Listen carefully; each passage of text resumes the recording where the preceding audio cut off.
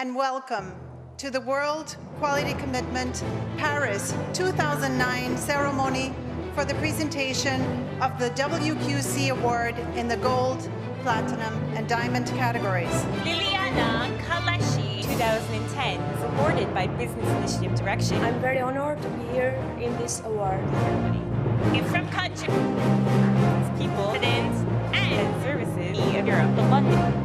I know that today in this room we have a very high standard. I feel very proud about all the countries that are here. There are more than close to 50 countries are visiting London with only one goal. 2010 was the honor of receiving the International Quality Crown Award 2010 here in London is Mrs. Anila Kalashi.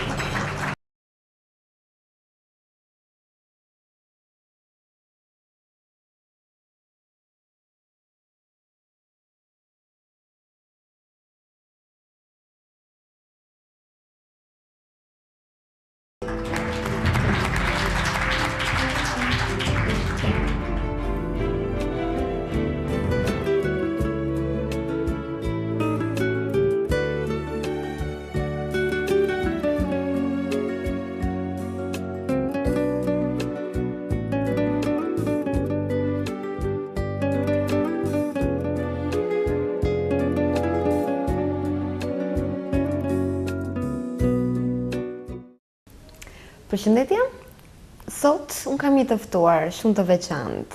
Kjo quhet Anila Kalashi. Si jeni? Përshëndetje, mirë.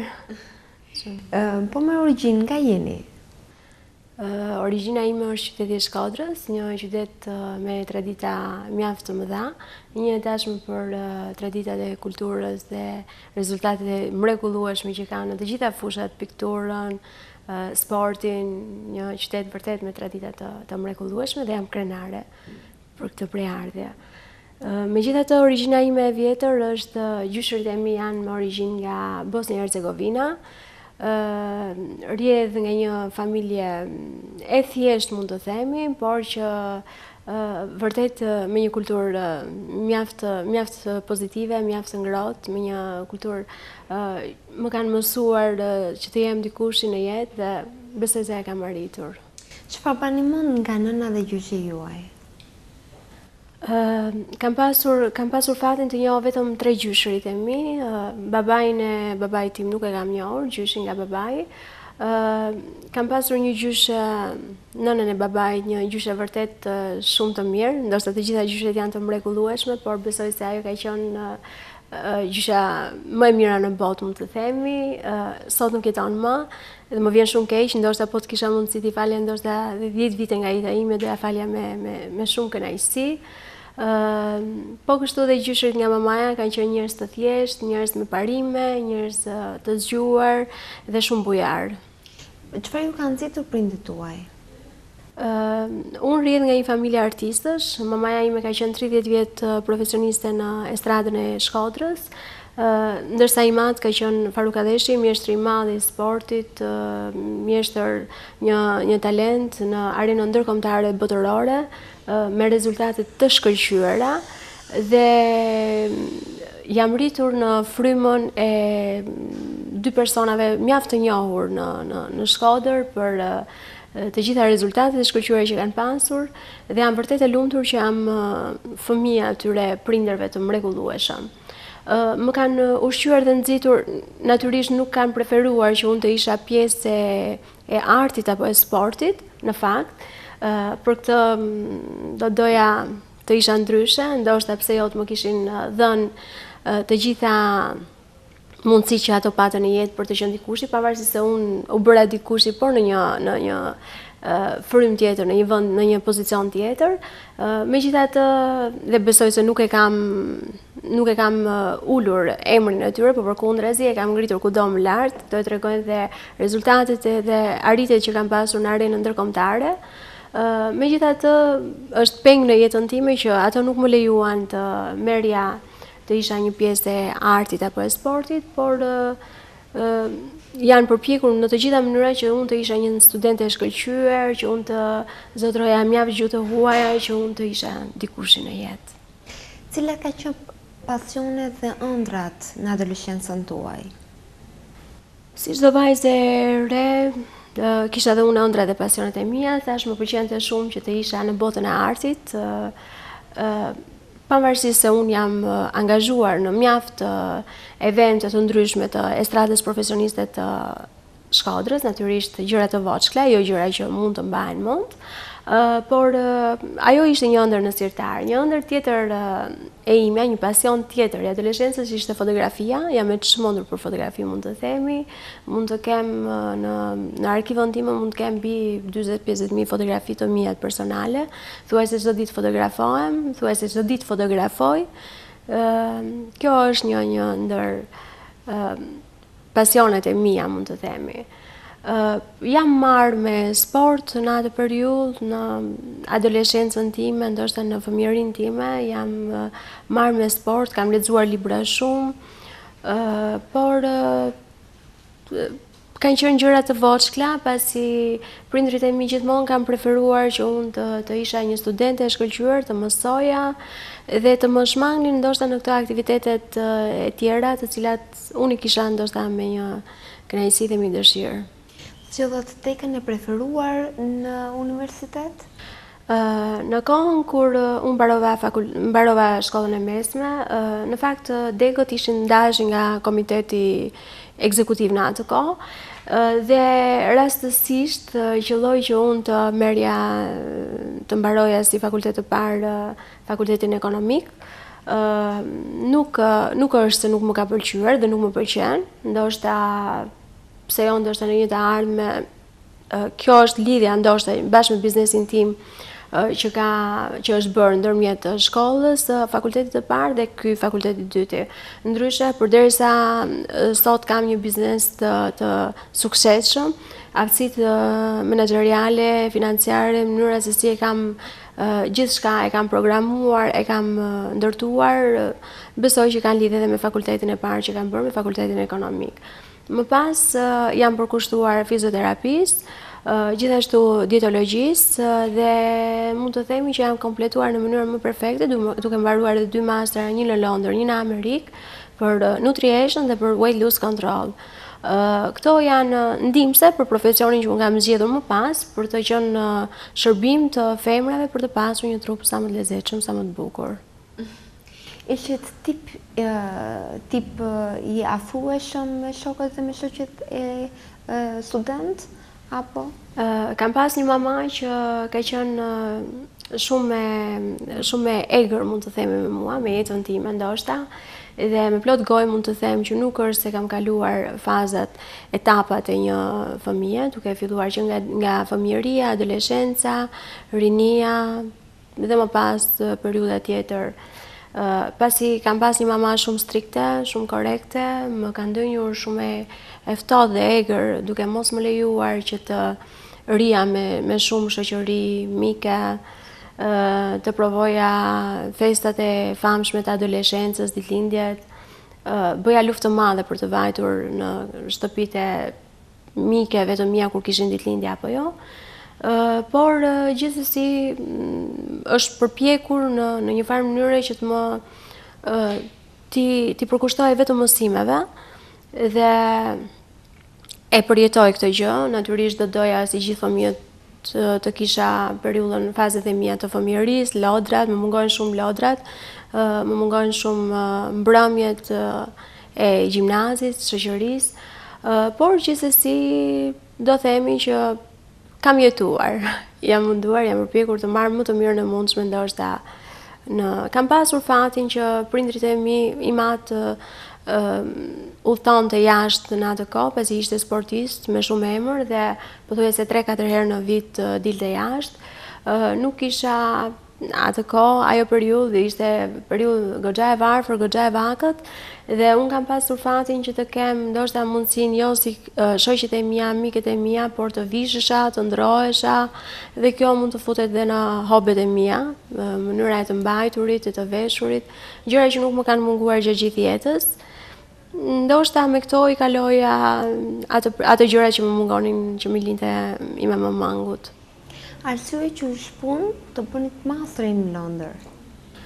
Nuk është se është ndonjë arsye e veçantë, thjesht që në Shqipëri nuk ekziston një master i tillë për dietologjinë dhe natyrisht pse jo preferoja të studioja të bëja studime jashtë. Vlera e tyre natyrisht është shumë më e madhe, shumë më e saktë, sidomos të mbarosh në Londër apo në New York, që është një mrekulli. Mund të na sjellni dhe kronologjinë e trofeve? Trofeja e parë ka qenë në 21 shtator 2009, pikërisht në ditën kur i mbir Franklin mbushte 3 vjeç. Ka qenë një trofe art, një trofe e marrë në Paris, në hotelin e Concorde Lafayette, një hotel i mrekullueshëm, gjigant. Ishte një emocion i papar, një emocion në momentin kur thërritej emri im në një shqiptare nga Shqipëria të ndërrohemi një trofe të art, ishte vërtet një mrekulli. Më pas është ndjekur nga shumë çmime të tjera, duke vazhduar me 31 maj të 2010-s në New York, mu në zemër të Manhattanit, vërtet edhe ajo një ceremoni e shkëlqyer, ku bizneset nga gjithë bota ishin në atë event. Ndihesha vërtet krenare, vërtet e lumtur dhe nuk arrija akoma t'i besoj syve që fati, puna ime, përkushtimi më kishin vënë mu në zemër të New Yorkut për të marrë një trofe platini, një trofe vërtet e shkëlqyer dhe ajo. Më pas kam qenë në Frankfurt, përsëri për një trofe tjetër, gjithashtu një trofe më pas në Londër në 28-29 nëntor 2010-ën, ku kam asistuar familjarisht në ato event, një event vërtet i shkëlqyer dhe gjëja që mund të mbaj mend, gjëja më e veçantë ka qenë që kam bërë shumë luftë për të marrë timbir, për ta futur timbir në atë ceremoni, pasi natyrisht kishte kritere ku nuk mund të ishte prezent një fëmijë i vogël në atë event, por pamundësia për ta lënë me dikë atë natë, pati fatin që të ishte prezent. Dhe gjëja që nuk do ta harroj kurrë është momenti kur u thirr nga presidenti i Business Initiative Directions, u thirr emri jon. Unë vrapoj për të vajtur në stage dhe i mbir që unë kisha lënë në tavolinë, vjen pas me, ngjitet në stage atje, duke ardhur dhe ai për të qenë pjesë të kësaj trofeje. Është një event vërtet që më ka ngelur në mendje, një gjë ekstremisht e bukur mund të themi, dhe ishte hera e parë në historikun e këtyre çmimeve që ngjitej një fëmijë i vogël në skenë bashkë me maman e tij. Më pas kanë vijuar evente të tjera në Bruxelles, në Texas, në Houston. Unë jam radhitur si një elite member i Konfederatës Botërore e Biznesit. Gjithashtu jam lider në biznesin, në Konfederatën Botërore të Biznesit. Dhe shumë çmime pafund që ndoshta unë tani nuk arrit ti mbaj mend, por më vijnë vazhdimisht ftesa për të qenë pjesëmarrëse. Kam qenë antare jurie e Stevie Wonder. Kjo është një event që bëhet vit për vit, një event i përvitshëm, ku antarët e jurisë janë personat më të zgjedhur në botë në fushën e mjekësisë, të inxhinierisë, të teknikëve. Gjithashtu unë kam qenë e përzgjedhura dhe jam vërtet me fat për këtë. Eventi i fundit, çmimi i fundit që unë kam marrë, është çmimi i marrë në Oxford të Londrës, çmimi Sokrates, një çmim që jepet për mjekësinë, dhe Kaleshi Center është radhitur një ndër antarët elit dhe me vlera më të mëdha, pothuajse në të gjitha vendet e botës, vërtet një çmim i mrekullueshëm mund të themi, një çmim që vërtet kërkon shumë punë për të qenë pjesëmarrëse në atë event dhe për të marrë atë çmim. Çfarë do të thotë për një femër të radhitet si antare elite në Konfederata Botërore? Të ish antare elite e Konfederatës Botërore e Biznesit është vërtet një privilegj dhe unë jam vërtet e lumtur që kam arritur të jem e përzgjedhura e Konfederatës Botërore të Biznesit. Natyrisht për të qenë e përgjedhur në këtë konfederat duhet të kalosh në një sit të fortë, ku çdo gjë e jotja shikohet me imtësi, qoftë nga puna që ti bën me klientët, qoftë nga aparatura që ti përdor, teknologjia që ti përdor, qoftë nga rezultatet e arritura, çmimet e arritura natyrisht, profesionalizmi jot, cilësitë, kualitetet që ti ke personalisht. Dhe duke kaluar në këtë sit, është një punë goxha e madhe, goxha e fortë. Mund të themi që antarët e juristë të kësaj konfederate botërore kanë ardhur fshehur azi duke u hequr se klient, duke bërë provën e tyre për të verifikuar saktësisht nëse gjërat që unë transmetoja ishin të vërteta apo jo.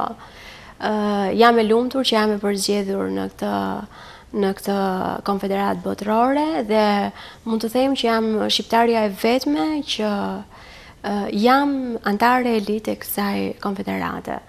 Natyrisht dhe femra vetme shqiptare me këtë trofe të shkëlqyer. A është e vështirë për një femër që të jetë nën shumë e mirë, bashorte shumë e mirë dhe një biznesmene shumë e mirë? Unë kam një çun, Franklin. Franklin është 5 vjeç e gjysmë, është një fëmijë mjaft impulsiv, shumë i shkallët, një fëmijë që kërkon vërtet përkushtim, pasi nuk është një fëmijë që është një natyrë e qetë, një natyrë që nuk të bezdis, natyrë ai do të di shumë gjëra, do t'i ri shumë pranë. Megjithatë, përpiqem t'i bëj pak hile, mund të themi, pasi mundohem ta lë pak me gjyshrit, pak me të gjej mundësi apo hapësira ta shmang një çik, pak si puna ime kërkon vërtet një përkushtim shumë të madh.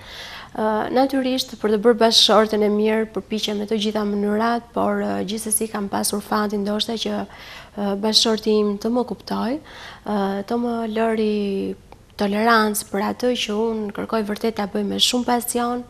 Më pëlqen të jem dikush në jetë dhe ta bëj shumë mirë këtë gjë, ndaj me mundësitë që më ka ofruar, duke më lënë hapësira, duke më përpjekur që të më ndihmoj në arritjen e rezultateve që unë dua. I kërkoj publikisht ndoshta të falur edhe për momentet që mund përpiqem t'i reduktoj gjatë kohës që duhet të ri me të. Megjithatë, në kohën e lirë që më ngel, jam vërtet e përkushtuar ndaj familjes, shoqëria ime është e pakët ose thuajse fare. Përpiqem të ri me ato, të kaloj kohën që unë kam në dispozicion me ato dhe t'i përkushtohem në maksimum familjes time, natyrisht dhe Franklit. Por për të bërë biznes në këtë kohë, natyrisht është shumë e vështirë, kohët duhet mjaft përkushtim, duhet mjaft punë, mjaft impenjim, seriozitet i madh në punë, duhet të jesh tolerante, ndaj puna ime kërkon është një punë goxha e lodhshme, punë me persona mbi peshë, të cilat natyrisht mos vullneti, nuk mund të themi jo dëshira për të pasur një trup perfekt, por vullneti dhe mungesa e seriozitetit të tyre, ambicet të tyre për të pasur një trup perfekt, i ka shtyrë që të kenë një mbi peshë. Ndaj bëj punën e psikologës me ta, i rris moralin, mundohem që ti toleroj edhe kur ato bëjnë gabime në mënyrë që të kemi një rezultat të shkëlqyer dhe ato të kenë një marrëdhënie dhe një komunikim të shkëlqyer me mua. Ju keni shkruar libra profesional, po aftësi për libra artistik, ju keni? Libri që unë kam shkruar është Si do psohemi, është një libër i cili është një guide shkëlqyer për femrat, jo vetëm për ato që duan të humbasin peshë, por edhe ato që duan të shtojnë peshë ose ato që duan të kenë një trup normal. Natyrisht për t'i vënë në zbatim ato gjëra do pak punë, megjithatë besoj që është një guide shkëlqyer. Ndërsa kur bëhet fjalë për libra artistik, nuk mendoj se do t'isha keq për të shkruar, pasi në hartime gjithmonë kam pasur vlerën maksimale, notën maksimale në gjimnaz kur kam qenë. Pse jo, kam aftësi krijuese, por që nuk do preferoja ta bëja asnjëherë, pasi mendoj që atë që dua ta bëj saktësisht dhe shumë mirë. Ndaj nuk do preferoja që të merrja atë pozicion përderisa nuk është se e quaj veten të shkëlqyer në këtë fushë. Libri juaj quhet Si të psohemi. Po ju vetë, a mbani dietë? Natyrisht që mbaj dietë. Aktiviteti fizik i imi është pothuajse zero, dhe duke pasur këtë aktivitet zero, pasi jeta sedentare e imja pothuajse jam gjithë ditën në ambientet e punës, dhe nuk është se lëviz shumë, nuk është se kam kohë në dispozicion për të bërë ecje, për të bërë not, për të bërë palestër apo diçka tjetër, ndaj përpiqem të jem e kujdesshme në ushqim. Nuk do thoya me plot gojë që mbaj dietë, pasi dieta është banalizuar si term, ndoshta mund të themi, gjithmonë dieta presupozohet diçka e ngrënë në gjërat e caktuara. Unë nuk jam nga ato që mund të ushqem me gjëra të caktuara, por përpiqem të jem e kujdesshme në ushqim. Që do thotë që përpiqem të mos heq dorë nga të gjitha nevojat ushqimore të domosdoshme për organizmin tim. Natyrisht duke njohur analizën trupore, përbërjen trupore të trupit tim, e kam më të lehtë të përgjigj ushqimet e duhura për organizmin tim. Cilat kanë qenë pushimet tuaja më të bukura? Ato studentore, familjare apo vetëm? Në kohën kur unë kam qenë gjimnaziste apo në fëmijërinë time, ne kemi pasur plazhin e Velipojës, një plazh i shkëlqyer, dhe ndoshta ishte koha para viteve 90, ishte një periudhë tjetër ku të gjithë ne kemi përjetuar mjaft shoqërinë, miqësinë, ndoshta varfëria asaj kohe kishte të jepte emocione të tjera, ndaj periudha e plazhit asaj kohe ka qenë një periudhë e shkëlqyer. Ndoshta unë isha edhe më e vogël, por dhe tani me pushimet familjare që ne bëjmë jashtë, sigurisht nuk kemi kaluar shkëlqyer fare. Keni sekrete që tregohen apo sekrete që mund të më thoni edhe mua në vesh? Natyrisht unë jetoj dhe jeta ka brenda sekretet, ka brenda të mirat, të këqijat, ka mjaft të dallg, por që unë do thoja natyrisht që kam sekretet e mia, ndryshe nuk do kisha jetuar nëse nuk do kisha sekrete. Jeta për këtë është e bukur, sepse ka të ngriturat dhe të ulurat e saj. Për mua mjafton që unë e kam shijuar jetën në të gjitha mënyrat, duke përfituar, duke u munduar të marr nga jeta më të mirat e mundshme. Sa për të këqija që mund të kem kaluar në jetë, kanë qenë gjëra që me pak këmbgulje, si natyrë jam natyrë e fortë, jam përpjekur t'i kaloj jo me ndonjë vështirësi të madhe. Nëse do tregoni librin jetës tuaj, keni faqe që nuk doni të lexoni, faqe të bardha apo faqe të ngrisura? Sapo e tregova që un kam pjesë e mia, natyrisht kam një ditar që besoj do ta, nëse do jetoj rreth viteve 70, pas viteve 70 mia, ndoshta mund ta shkruaja. Është një ditar vërtet i shkëlqyer, ka brenda histori të bukura, të mrekullueshme, të dhimbshme, ka lot, ka gëzime, dhe vërtet do jetë diçka shumë e bukur, por që jam krenare për gjithçka që kam kaluar në këtë jetë. Dhe çfarë mendoni për televizionin Planet? Jam shumë e kënaqur me punën dhe me bashkëpunimin që kam pasur me televizionin Planet, pasi më ka dhënë mundësinë të shpalos anilën e vërtet me të gjitha aftësitë profesionale, kulturore që kam pasur. Do doja pse jo ndoshta të isha ndonjëherë edhe pjesë e stafit të Planet Televizion. Faleminderit për intervistën. Faleminderit edhe për ju. Shikojmë herën tjetër dhe me të ftuarin tjetër.